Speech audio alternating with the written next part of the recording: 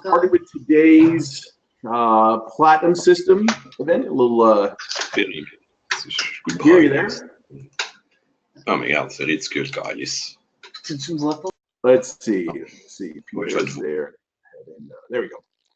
So we'll let Pierre finish up what he's got going on there. Listen, Pierre, are you back? You want to go ahead and start?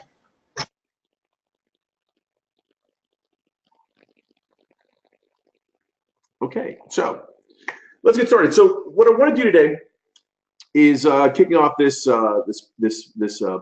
Platinum System webinar series is really to how can we put this?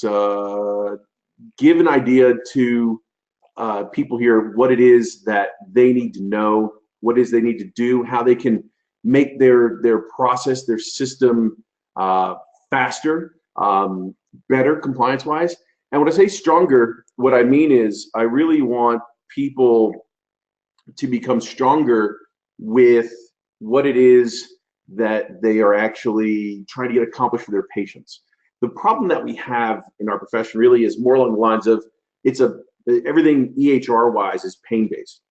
And one of the systems out there that does a really good job of allowing you to go ahead and customize what you do in order to make your system become function-based is Platinum. And what I want to do is I wanted to really discuss, and as we get into that, how to be able to make that move, what you need to do to be able to get there. Okay, so the first thing we want to be able to do in order to get there is actually start out with something like this. Now, these are my two kids. I'm going to build today's entire event around these two kids, my daughter in the back and my son Mac, my daughter Lauren, my son Max. I love this picture, the three of us. It's a great, great picture, but here's the thing. Of the three of them, let's start out with the boy. So the youngest one, the boy, Max, great, great soccer player. And this really has more to do about what happens when you become anchored on something. And Max is a great kid, smart kid, plays soccer at a high level. And what he did a couple of years ago, he's playing in a state cup tournament, and he makes a save as a goalkeeper, and he hits one of his players, one of his teammates at the same time. And the problem that he had was that as he did that, he got a little loopy, stood up, didn't quite know where he was. The kid he hit actually was worse off, one of his teammates, one of his best friends. And about 2 minutes left in the game, 2 minutes left in the half, and he gets done with the first half and makes another save just before the end of the half, and he comes out and at the end of the half, and he sits there on the bench. Now, they're winning the game 3-1.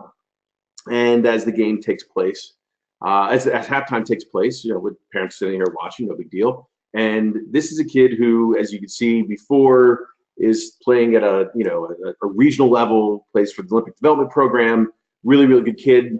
Next thing I know, someone else comes out with his goalie shirt on. And I thought that was kind of odd, considering the boy has played every minute of every game the entire time since he was 8 years old. So I walk over to the kid playing in the goal. I'm like, "Where's Max?" And he says to me, "Dr. John, I don't think Max knows the score." I said, "Oh, interesting." Walk over, Max is sitting there on the bench, basically without a shirt on and just kind of zoning out. And I said, "Max, what's going on?" He goes, "Dad, did the game start yet?" I said, "Oh, this is bad. This is not good."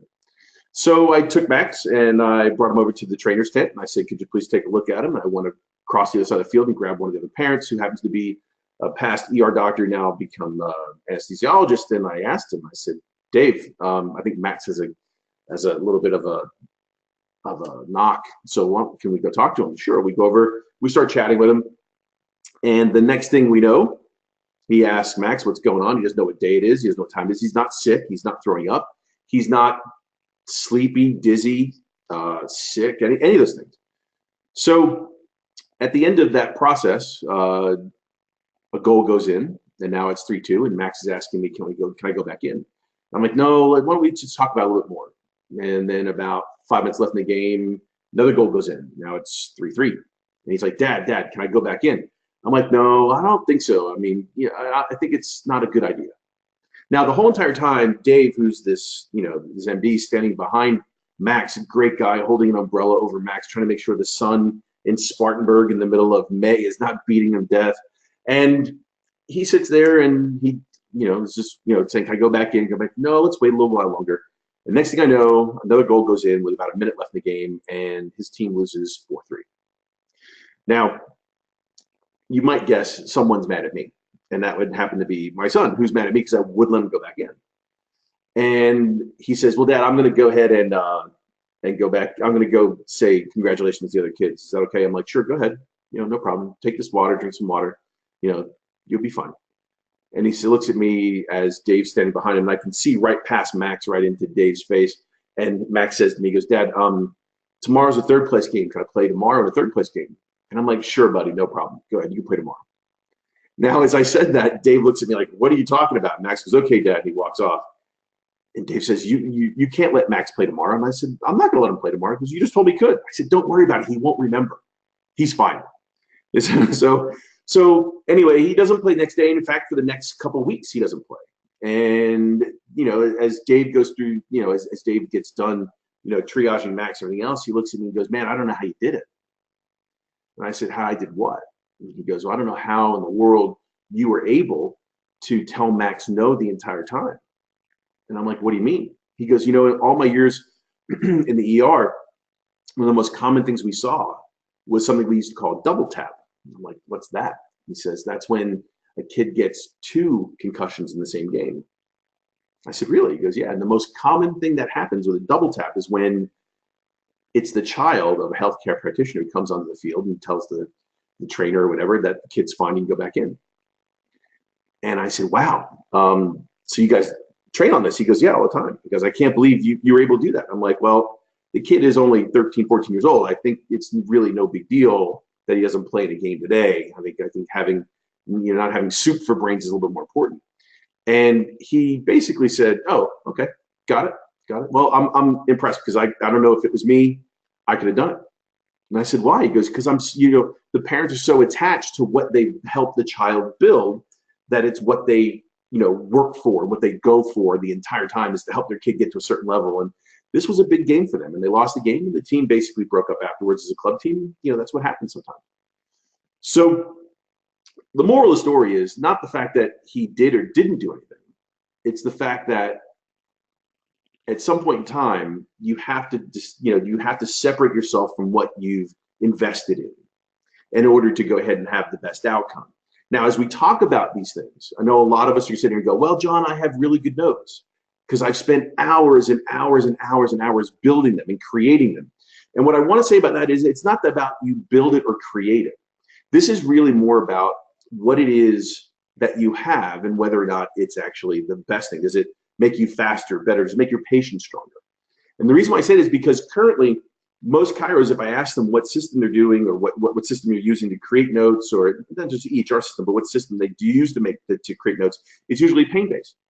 And the problem I have is that they end up with notes that they don't trust, notes they don't use, notes they sometimes don't feel like they're taking. Now, you may say, "Well, John, no, that's not true." And I go, no, seriously. Of all the people that come to us, for all the doctors that we help create EHR systems or EHR customizations for what it is that they do, what we have here is the ability to document a certain way. And if you document a certain way, you're basically safer that way. Now, people do or don't document. You'd be surprised. If people come to us who need help with this, 25% of the doctors who come to us have no notes. Like very, very, very, very poor. Like would never ever pass even a board review. Now, how do I know that number is probably low in the profession? Well, the other day, Medicare posted something which I thought was really interesting. They posted this infographic from a 2013 review of documentation, of chiropractic documentation. And what they said in here is really, really interesting because what they've got here is this number of 100% of all the visits over 31 were not medically necessary. Now, I don't know if that's necessarily true of the people they're looking at, but that's not really the important number. The important number is this number, and it's called 60%. And the reason why 60% is the big number is because 60% is the number of claims that do not get a response. Meaning that Medicare asked for 100 claims from 100 different doctors, and only 40% of the doctors responded. Now, that's a problem. Because if everyone was so good at documentation, why wouldn't people send the documentation in? Why would they do this? Because the problem with not sending it in is it's automatically considered an unallowed payment, meaning you don't get credit for it. And this creates more and more audits. So if you have the notes, you'd send them in. Now, the reason why I start with this isn't about Medicare. This is more about understanding why we don't take notes, or what it is that we do when we take notes, and why it's all screwy. So where I wanted to start out with is actually policy. And I wanted to create for you an idea of why a pain-based documentation system doesn't work, and why that's what most people use now, and how I want to pull you away from it. Even though you spend days and hours and years perfecting your system, what I want to do is show you, if you create a system based upon what the policy requires, then what you're able to do is document how you want. Now watch this. Medicare states definition of medical necessity, and I don't know if anyone's ever seen it in writing, but this comes directly from chapter 15, the section of the Medicare manual, section 240. And what it says is this, okay? It says the patient must have a significant health problem in the form of a neuromusculoskeletal condition necessitating treatment. And the manipulative services rendered must have a direct therapeutic relationship to the patient's condition. Now, what's interesting is that isn't necessarily a bad thing. That's not a bad conversation to have. That's not an anti-chiropractic statement. That just basically says that there must be a subluxation and it must be related to the patient's condition. Okay, got it. Now, here's what's interesting. Back in 2007, 8, 9, the post-payment denial rate was only 16%. And that's because this is where the definition basically ended. So if you're taking part-based notes, pain, asymmetry, range of motion, tissue tonal change, because that's what an EHR salesperson told you to do, your notes are 10 years old. Why? Because back before 2009, what was required was just to show part. And if you had part on one data service, you won. It's that simple. And even then, even though the part is easy, 16% of the time, a doctor couldn't get it right. Now compare that to today's denial rate, which ranges from 60% to 100%. A little different. So really what we want to be able to do here is to understand what changed. So if you look at what's changed in the last couple of years, last 10 years, a couple of years, it's been 10 years now, right? What's changed since the 2009 OIG review on documentation is this last sentence. And that is, and provide reasonable expectation of recovery or improvement of function. Now what's happening is they're asking you for records, right? They're asking you for June 5th, but they also want 30 to 60 days before June 5th. And that's what they're doing, to look at the whole entire thing. Back before 2009, they were looking at one tree. They'd walk up into a tree and they'd look at the tree and go, okay, I see a tree. Now they've stepped away from the tree and they're looking at this entire forest. And they're seeing if the patient is actually improving or not. Not necessarily that a patient got a subluxation on day one, but to see, and here's the thing, here's the part that will probably bake your noodle on this, you ready? The idea that the patient should improve, not necessarily just have the subluxation. So the difference between an active care adjustment and a wellness care adjustment isn't the adjustment, it isn't the subluxation. It's the patient's response to care.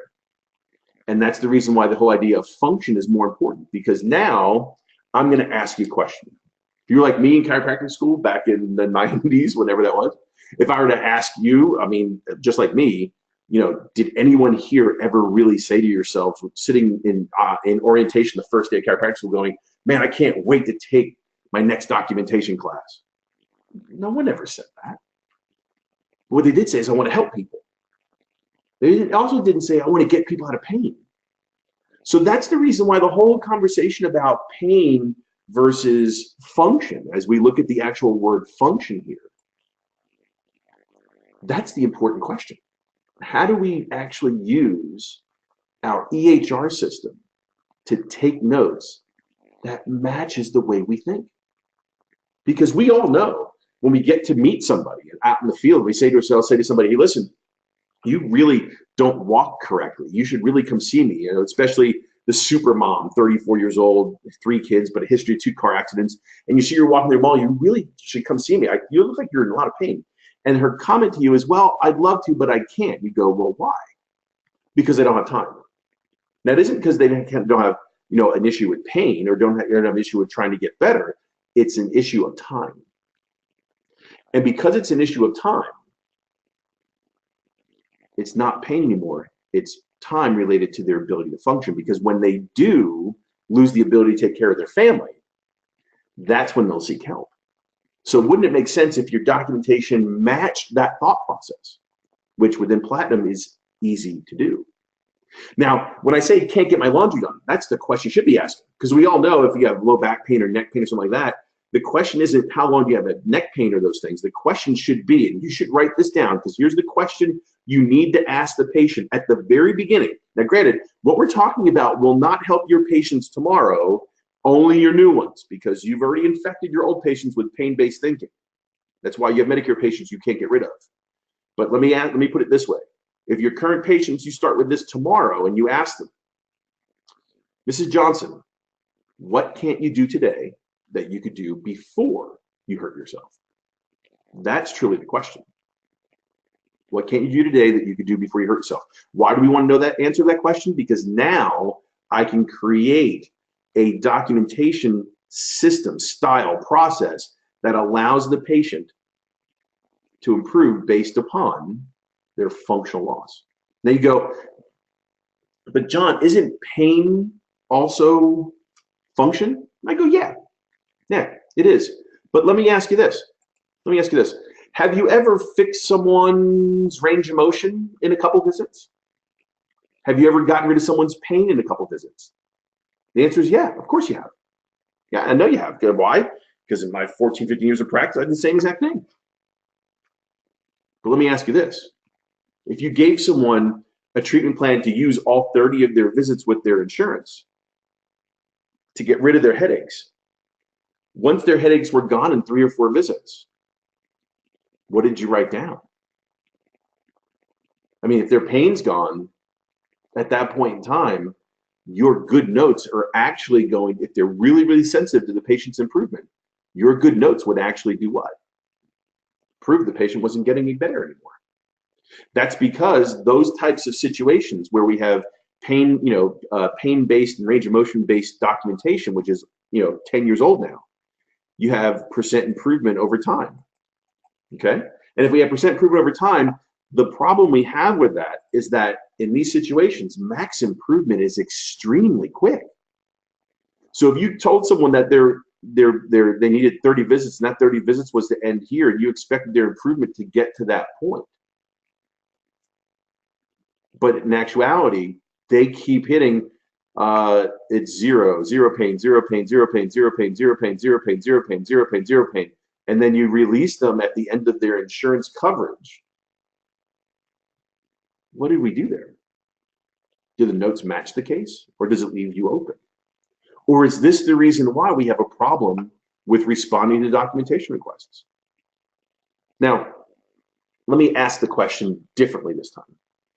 Have you ever actually helped someone get back to their normal level of endurance after a few visits? Well, no, it doesn't happen that way. The reason why it doesn't happen that way is because in order for the patient to get back to their normal endurance level, first their muscles have to get healthy again. And then once they get healthy and healed, then they have to get strong again. That's the reason why if we talk about function as a goal, we talk about ADLs as a goal, okay? The endurance and ADL-based improvement, that improvement is slow. Now, what I'm doing is I'm giving you all the tools to be able to do this. So you have to ask the question, what can't you do today that you could do before you hurt yourself? And if you're able to do that, now you can go ahead and say to somebody, listen, yeah, your insurance will pay for 20 or 30 visits. And if we get to that point, yeah, of course, we can keep showing that the endurance or ADL levels that you have and they keep improving, we can actually get the insurance to pay for all those. Medicare case definitely included. So what happens if we don't document that? What do we do if there's no ADL loss? Well, that's going to happen quite often, believe it or not. And where it would happen would be in a case, let's say it's a 22-year-old softball player. Yeah, 22-year-old softball player. Let's say they slid into second base last night and now they have, a sprain in their lower back or a strain in their lower back. It's totally possible. Do they need 40 visits of active care? Well, they may need some correction, but do they need 40 visits to be able to get them to the point where this is called MMI right here, or maximum medical improvement? And that MMI is really what insurance companies are now calling subjective stability. They don't pay to fix anything. They only pay to make the patient's symptoms stable. Now, if we have someone with no ADL loss, that means that they don't have that much of active care that they can get to because you actually can't document it. So that's what I mean by faster, better, stronger. If your documentation matches the way you think, it'll actually help your patients to move towards a situation where they become stronger, which is really what we want to have happen. Okay? Because now their endurance goals are documented. Now you don't have that problem on day 3. Dr. Johnson or Mrs. Johnson, what's the matter? Oh, Dr. Jones, am I done yet? Why do they say that? Well, it's simple, because you may be going through all the education in the world. But every time they come in and they hit the kiosk function to ask them what their level of pain is, you've just undone all that work. But what if your documentation actually set up for you to say, yes, my function, my neck pain is better today, and it helps me to drive my car for 3 hours, when my goal was 8 because I was a taxi driver and I got rear-ended and my job is to drive 8 hours a day. Now the endurance becomes the goal, and your documentation totally flips from what it used to be. Now, the advantage to this really is that you won't create a profile that the insurance company's looking for. Seriously, this is what I call my Match.com slide. I love this one, right? So if you were on Match and you expected this person to show up, but this one actually did, you might be a little upset. And that's exactly the problem that we have. Because when you send those claims in, when the patient gets reimbursed over and over and over and over again for these claims, especially if you consider yourself to be a cash practice, right? And you give the patient a super bill.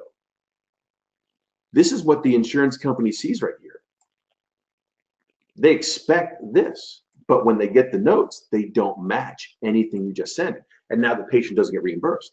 You go, oh, well, that's fine. That's the patient's fault. No, I understand. You could say that, but you're going to end up with a situation where the patients aren't very happy with that situation. They won't actually like not getting reimbursed. And in fact, we've been working with a couple of different cases where an insurance company went back and asked the doctor for the money because they felt the doctor created an improper claim, even though they never took a penny from the insurance company. So all these rules all lead up to something that I call the problem with pain-based documentation. And that is called when your notes look like Days of Our Lives. Now, Days of Our Lives truly is the problem in our profession when it comes to documentation, because I'm willing to bet when you're pain-based, day 1, the patient has pain, day 2, the patient has pain, day 25, the patient has pain, patient wants pain, patient needs pain, patient loves pain, patient wants pain. You go through all these 80, 90, 100 visits, and the patient has pain. Just like Days of Our Lives. The story never ends. In fact, Days of Our Lives is the story of the same people that have been living for 100 years and have died and come back to life. Their kids have died and come back to life. Their kids have died and come back to life. And the story is one long serial soap opera, just like some of your patients that you have. The problem with that is you can't tell where it begins and where it ends, which means it's almost impossible to go ahead and respond to a documentation request. Now, here's what's interesting. I don't believe that our patients actually end up like this. Like, it's not, I don't think it's something that really reflects the way our patients are improving. I think that type of documentation creates more of a problem. Now, here's an example. In the 2009 OIG report, what it said was 25% of all the Medicare patients that they reviewed their documentation where there was maintenance care, they were identified as maintenance at the initial visit, which I find extremely interesting. Because if I were to ask you how many of your Medicare patients that come into you are actually maintenance from the very beginning, you'd say probably none. But let me ask you this. If the documentation you were taking on these cases were pain-based, is it possible their pain really didn't improve, but their function levels did? Like, they still had pain. It was constant, kind of constant the way it was, but they were able to do more. Would you say that was 10% of the time, maybe 25% of the time, 1 in 4 patients. And that's the reason why pain-based documentation leads us to a problem where we can't do it. We can't document, we can't deal with it. We end up creating claims and giving patients super bills, and then our documentation doesn't support these things because pain-based doesn't actually support even the way we think in the first place. So what I think we need to have is not Days of Our Lives, but actual Tom Clancy novels. Now, if we documented the way Tom Clancy wrote novels, it's really interesting. I mean, think about it. You could watch these things, right? You could watch Hunt for October. And if you watch Hunt for October, that's totally fine. You don't need to watch the other books or read the other books or watch the other movies. You know exactly what it is that's going on. Now, when I say that, the whole Jack Ryan story is repeated over and over and over again. Hi, this is Jack Ryan. He saves the world from nuclear holocaust, the end. Next book. Hi, this is Jack Ryan. Saves the world from nuclear holocaust, the end. Hi, this is Jack Ryan. All these books are exactly the same, just like your note should be. You see, here's Mrs. Johnson. She can't walk up 10 flights of stairs due to low back pain. She's able to walk up 10 flights of stairs, the end. Wellness care, wellness care, wellness care, wellness care. Oh, this is Mrs. Johnson. Same diagnosis, same problem. Remember, it's not that the insurance company or Medicare wants you to improve the patient's condition. It's the fact that that condition causes a functional loss. They want to pay you in order to show an improved level of function. So 24th chiropractic principle, limitation of matter, that level of function is basically the only thing that's going to improve over time. Why? Because her scrambled egg, or her films look like scrambled eggs on film. That's what her x-rays look like. You put them up, it's bubbles everywhere. You're never going to get 100% range of motion out of her. You're never going to get 100% pain. That's what people call an impairment. So if that impairment's there, the only thing you can do is try and get the patient strong enough to go ahead and get to the point where they're able to function better, even if their pain stays exactly the same over and over and over again. So if you could switch the way you document, that's the first thing you need to do. That's your first step into improving and making yourself better. Now, the next thing that you can actually do is really talk about the connection. Because now what we see, another reason why people don't respond or don't have the notes they think they have or continue to have these long, drawn out episodes of Days of Our Lives in their notes is because they don't create a treatment plan correctly. Now, the biggest issue that we see with that is the idea of PART. And PART is actually interesting because, and I want to go through just how this works a little bit. If you were to write this down, PART is the main connecting point. PART would be, pain, asymmetry, range of motion, and tissue tonal change. But the problem I have with talking to patients about this is, Mrs. Johnson, how's your asymmetry today? And they go, huh?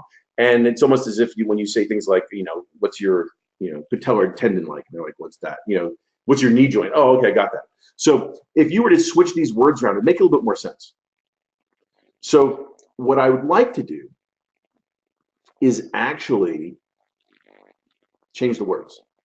So let's change the words from pain to complaint, posture, range of motion, segmental motion, and then spasm or swelling.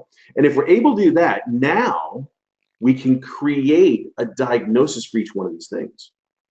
And if we create a diagnosis, now we can go ahead and create a treatment plan that allows us to go ahead and set up these goals. Because if you're going to create goals for patients of Mrs. Johnson, what can't you do prior to hurting yourself that you could do today, or what could you do before you can't do now? I need a place to put it to be able to measure it, so I know when to say when. Now, the key in all this is to understand that each one of these findings equals a diagnosis.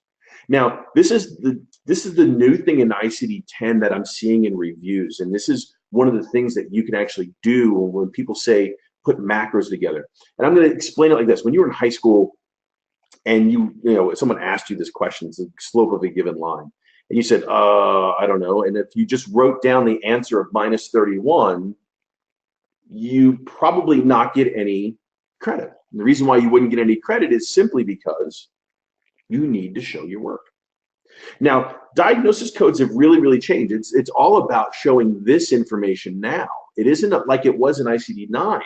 ICD-9 was like going to a Chinese restaurant when I was a kid. You picked one from list A, one from list B, a wonton to soup, and you sat down at a table with a tablecloth and you ate a meal, right? You picked whatever you wanted. That's ICD-9. ICD-10 is algebra.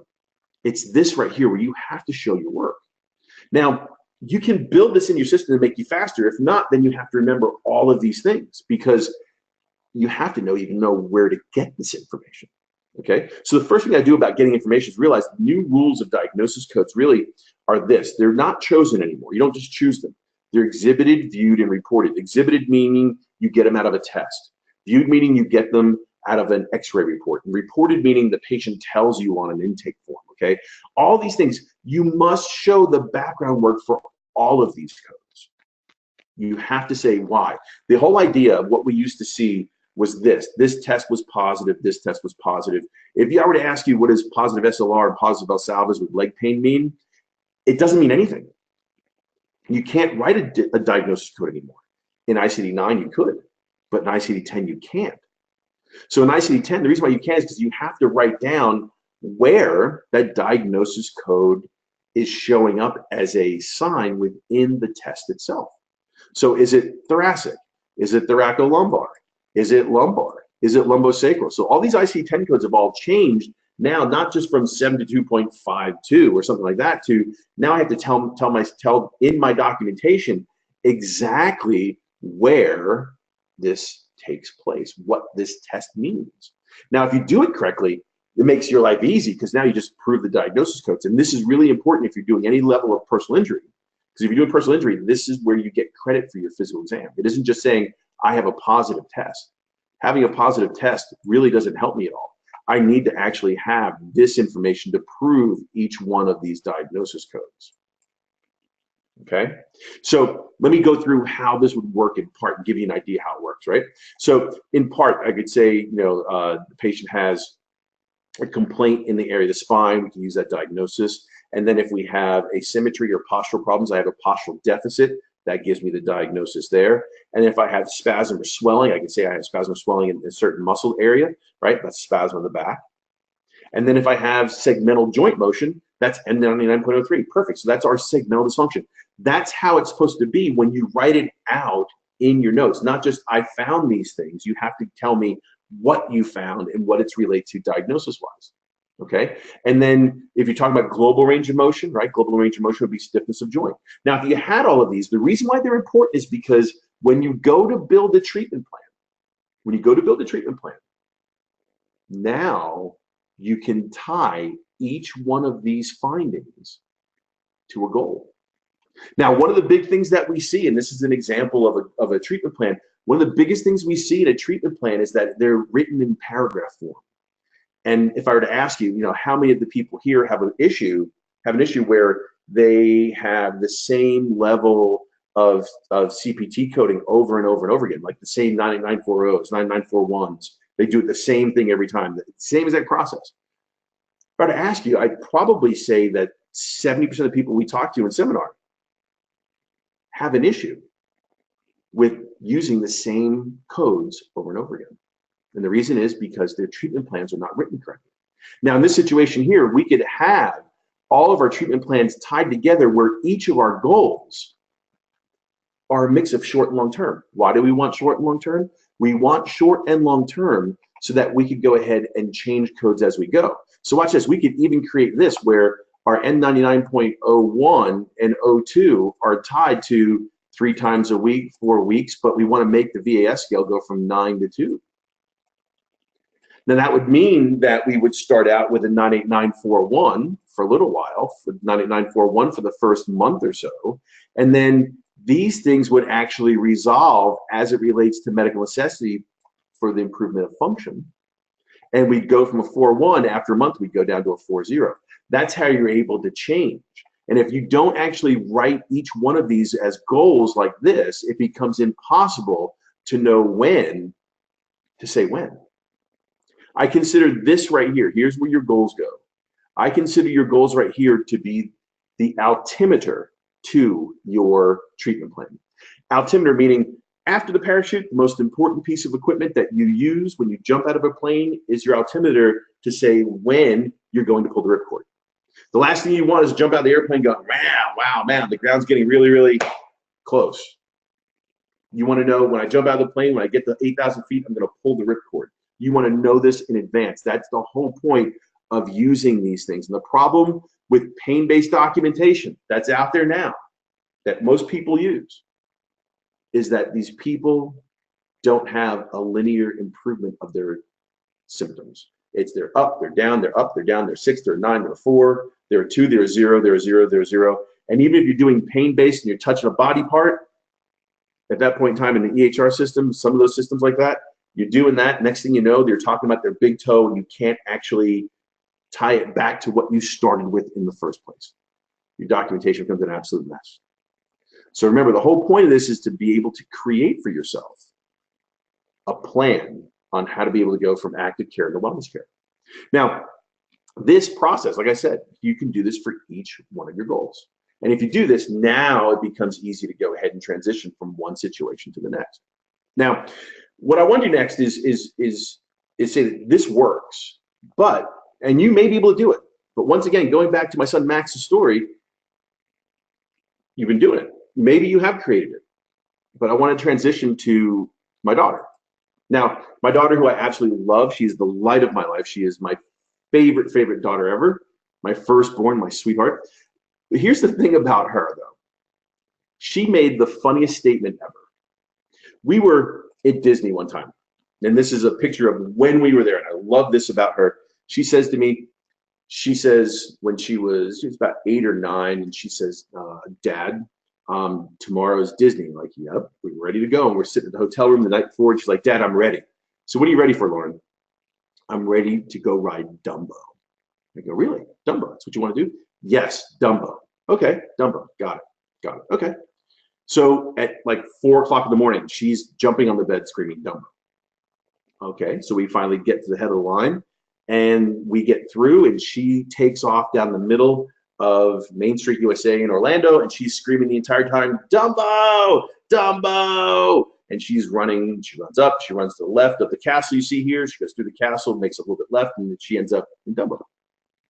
Now, this was at, I think, 8 o'clock in the morning, and she is there. Her greatest, to this day, she's going to be 19 years old. To this day, her greatest achievement in life that she tells me is the fact that she got to Dumbo before everyone else did, and even the employees were ready to run the ride. That's her claim to fame. Now, compare that to the first time you were ever at Dumbo, because she had been there 6 times by the time she was 9 years old. She knew exactly where everything was. She had planned the whole thing out. Now compare that to someone who doesn't quite understand. It's like they're walking like this. Like, I don't know where I'm going. They're taking pictures. They lose a kid. Don't go in there. You might, don't go in there looking at the stores, and the stores are all connected, but they come out on a different side of the room. It gets to be crazy at some point in time, where you're looking at the level of just intake of data as you're walking through the middle of Main Street USA. But Lauren was focused. She went right to where it was. Now, my question to the 2 different people, right, taking pictures, everything else, Lauren was able to get there quickly. Now, what are the chances the person who has never been there before and just walking around trying to look it up on a map, what are the chances they're going to get to the same place Lauren did?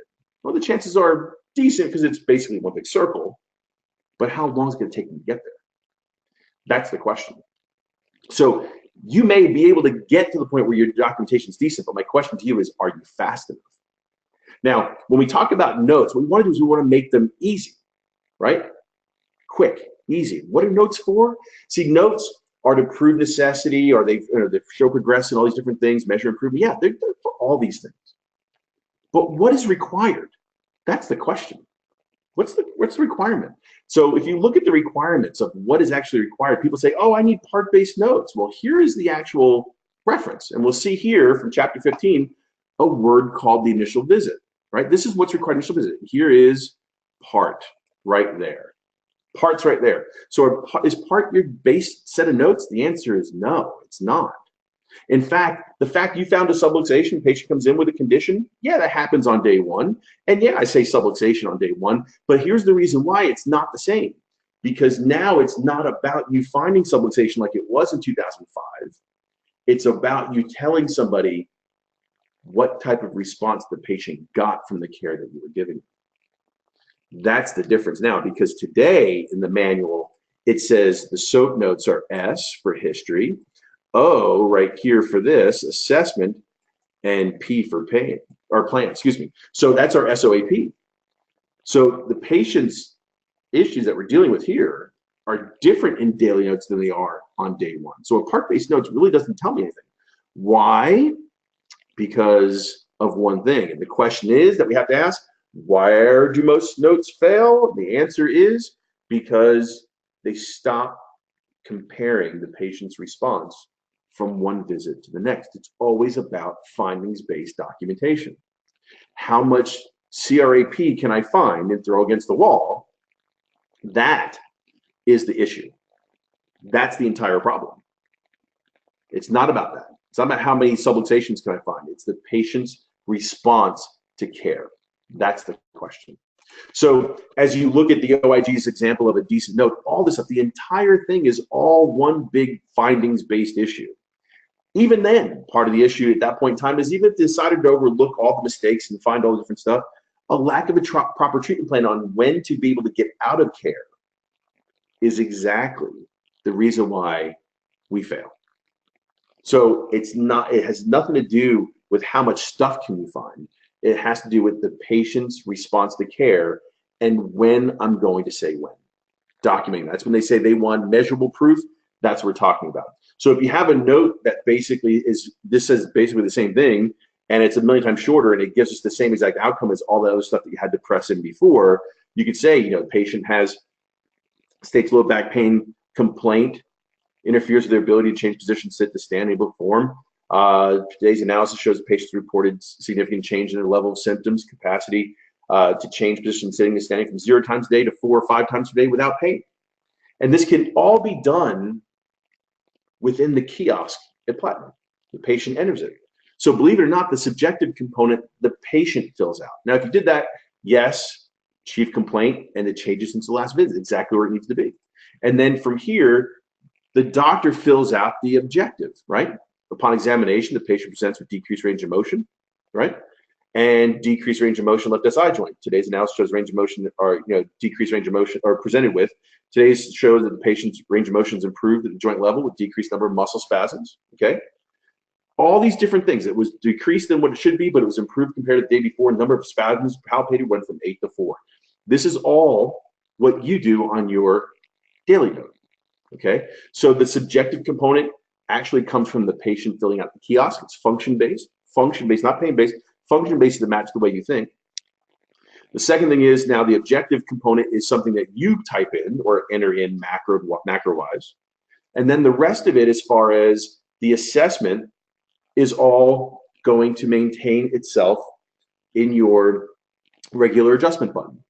So your assessment could basically say the patient tolerated therapy provided, no change to diagnosis or treatment is appropriate at this point in time. The assessment, as long as the patient's improving, the assessment stays the same. That can be same as last treatment. Stay right there, your regular adjustment button. The next thing that happens is that we talk about what plan happened today, and we definitely make sure that you list the segments you're adjusting. That's required, okay?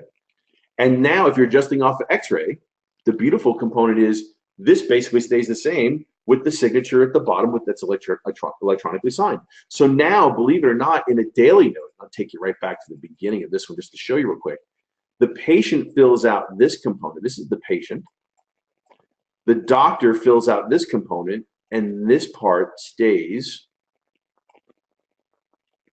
in your regular adjustment button. How fast would that be? And if you were to be able to do that quicker, you may be able to get or create a very, very good system. But would it be that fast? That's really the question. So as we go through this, that's what we want people to realize, that the documentation of these things is really most important. How are we able to do this? Now, the next thing is why. Why do I do what I do? And the answer solely is because of basically her. She's my sweetheart. She's the reason why I do everything that I do. And it comes down to this one picture of her. And that is because, believe it or not, she was born and she had a little bit of a neck problem. And to this day, and this is the reason why I've looked at 100 different techniques and know as much as I know about techniques, as I did everything I could when she was born. Her head was tilted to the left. Even today, I can still see her head tilted to the left in some of these pictures. And when we adjusted her, she went totally fine within a couple hours. She was totally fine, but neither one of my kids has been vaccinated. They've been adjusted since birth. And, Lauren at that point in time, she had a little neck problem. They thought that she had juvenile torticollis or whatever, and adjusted within probably 2 or 3 minutes. The neck was totally fine, no problem at all. Now, the reason why I go through this is because this really isn't about your Medicare patients. This is about someone like her coming in to see you. Now, the reason why I say that is because when you get to the point where we start talking about, a problem or wellness notes, this patient, my daughter, Lauren, is not an active care patient, even though she may come and go, Dad, my neck kind of hurts to the left. She's not an active care patient. The reason why she's not an active care patient is because she is technically stable. 24th chiropractic principle, limitation of matter. That subluxation is well maintained. So now in her situation, if she were to come in, she would just basically be someone you would take wellness notes on. And wellness notes, if you can go ahead and create your care plans correctly, your wellness notes would be 1,000,000 times faster than your active care notes. And this is the reason why you take notes based upon, you ready? Based upon the patient's condition, not the payer. There's no such thing as a cash note. There's no such thing as a cash CPT code. It's active care and wellness care. And if you do these correctly, now you can see in active care, okay, great, I have to go back into this. That's the reason why you do all this stuff. But in wellness care, the patient's already stable. Now, one of my favorite clients ever had this problem. He couldn't get his notes done. Had a big, big problem. Just couldn't get them done. And the board was really upset with him. And trust me, the answer to someone saying, or the script is not, sorry, Mr. Board Member, Dr. Board Member, Mrs. Board Member, I don't have time to take notes. That's not the script. That's not the script. What is the script is you got to be able to take notes. But here's the problem. He was taking the same note the entire time. He had days of our lives going on. He couldn't take all of these notes with 9894 O's, 1s, and 2s the entire time. And he had patients getting reimbursed for all this stuff. And it shouldn't have been, because 80% of his care plans were actually wellness care. So I had to sit down and ask him. I said, Doc, I'm going to ask you, the first glass is a third full, is empty, the next one's a third full, half full, 2/3 full, and full. I started out like this. And I asked him, what's our goal? And he said, what? I said, to fill up the glass. I want to fill up all these glasses. So the first glass, I poured some water in. We filled it up. He said, stop. I said, perfect. Next glass was a third full. We filled it up a little bit. Yep, stop. Next glass, half full, tried to fill it, stop. 2/3 full, up, stop. I get to the last glass, and the glass is full. And I asked him, I said, you know what? Should we pour more water in this glass? He said, no. And I poured water in the glass anyway. And he said, why'd you do that? And I said, because what you're doing when you're taking an active care note when the patient's truly in wellness care is you're trying to put more into a situation that isn't available to put more into. Why? Because the patient is well. There is nothing left to measure. So you must be able to create a note that supports the difference between medical necessity and what's considered to be clinically appropriate. Now, once he was able to do that, just changing the code he uses and then actually changing the structure of the note in wellness care, because now there's nothing to actually ask the patient in wellness care, we were able to save him time. Yes, the hourglass is upside down. We actually saved him 19.5 days a year. I timed him.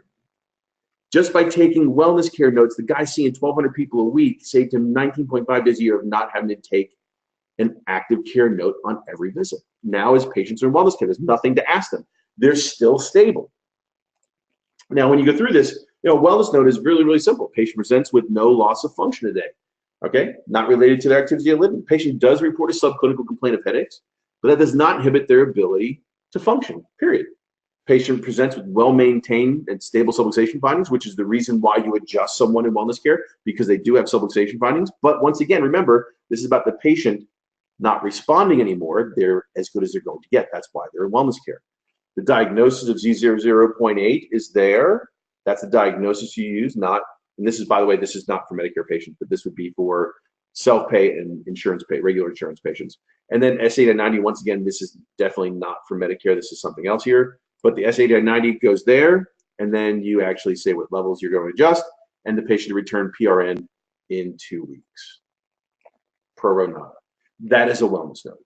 Now, you can see that this is probably 4 seconds versus probably 20 or 30 seconds on the flip side when you're taking those notes in platinum. Okay, so the whole idea is to understand that there is a solution. Okay, how do you get to the point where this takes you 4 to 6 seconds to be able to see a wellness note and you're out the door? And really, the truth is that most EHR systems are this, what I call this empty box syndrome, or they come empty, and you've got to create this stuff, and you're going to get all these different things, all these different pieces from people and everything else. You have no idea if it's the right thing or the wrong thing. But what we want to be able to do is understand for ourselves that if you have the right thing, it makes you a lot faster. So if you'd like to know more information about how to be able to get to the right thing, just email us, info@customcarsolutions.com. We can show you all this, because the truth is you don't have to do this on your own. You don't have to. And the reason why you don't have to do this on your own is because it's already been done for you. And it's been done to the point where it is totally and absolutely foolproof. If you follow the directions, we give you the workflow in order to be able to make this work. And I'll just give you a quick story on before we go and how doing this works. If you practice in Florida, you know that you went through a huge Medicare audit in December, January, February last year. Over 25% of the profession got letters from Medicare in Florida last year. We have over 100 clients in Florida. And I was really worried. That I was like, oh my gosh, we're going to get letters too. The entire thing, we got 4 letters. 4 letters, the entire process. We only got 4 letters. Now, the reason why that's impressive is because 2 of them were only for volume, meaning they were out of a certain level of volume, and they wanted the documentation because they were just going to ask that person because of how many visits they saw. Those 2 doctors of the 4, as you saw, the denial rates are between 70, 80, 90, 100%.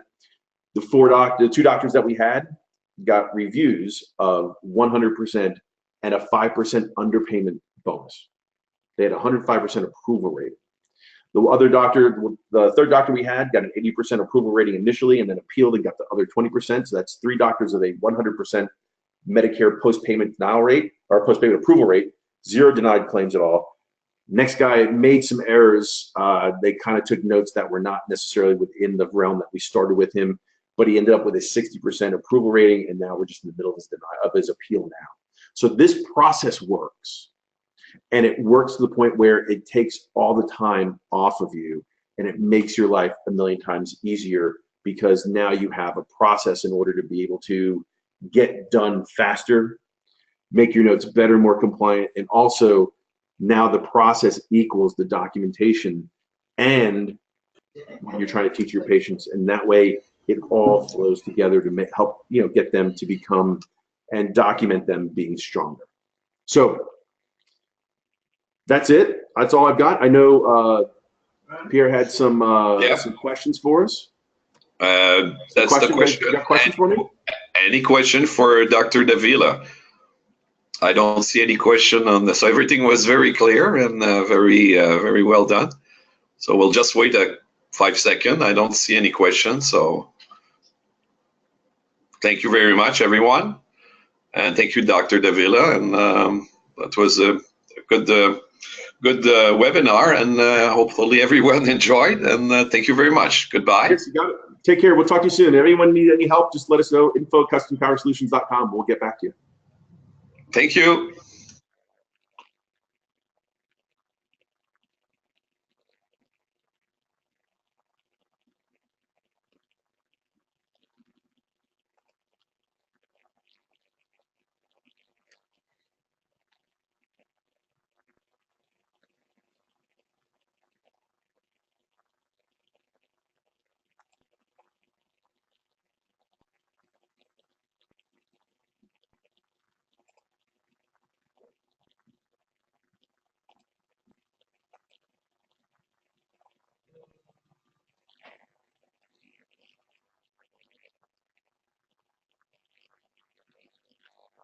Yes, sir.